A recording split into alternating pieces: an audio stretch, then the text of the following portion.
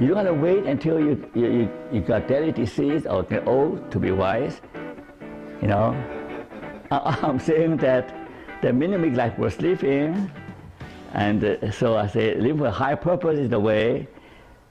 Now, I don't have time to tell you the detail, but right now this foundation, I say the meaning is a pathway. There are two characteristics of meaning in life.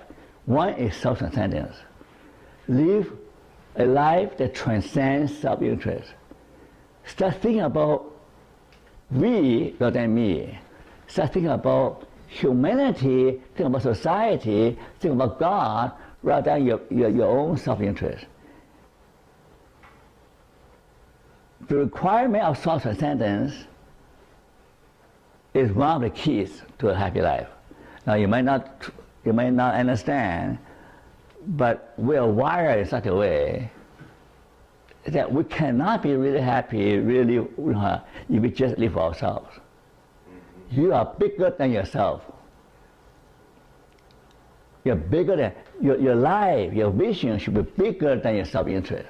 Amen. Those who only live for themselves are the most miserable bunch. Those who are not willing to help anybody, only think about themselves, are the most selfish people are the most miserable people. Those who give away things, who share with other people, may look foolish, but they know the wisdom of self-transcendence. The other part is authenticity, and everybody calling, everybody has unique calling. Even autistic child had calling. You know, the one autistic person, she can do anything, but she can understand how the horses talk, horse whisper, or cow whisper. He knows how to communicate with animal. So people discover a talent, eventually they can get a job with the government to talk to animals.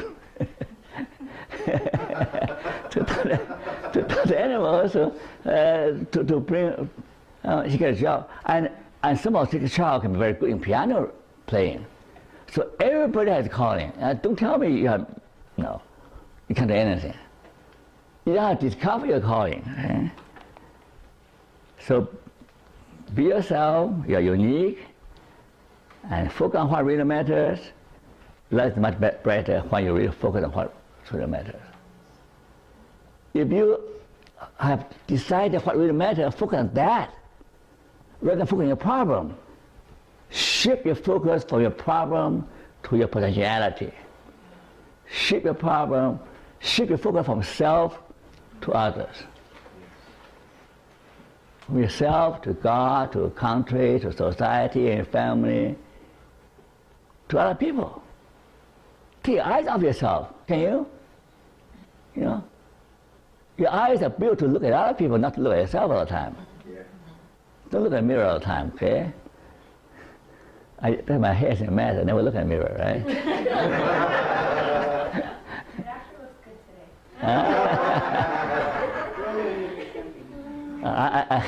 I hate my own look. I don't look at myself, right? So I hate my own voice. But, you know, they'll tip me. I have no choice, right? So, but you know, focus on what really matters, and don't fight over small things, trivial things.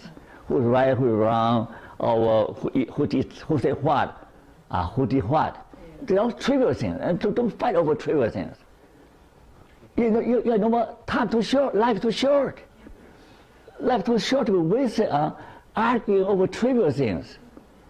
You focus on what really matters, then you have no time, no energy to fight over small things. Right? You do something.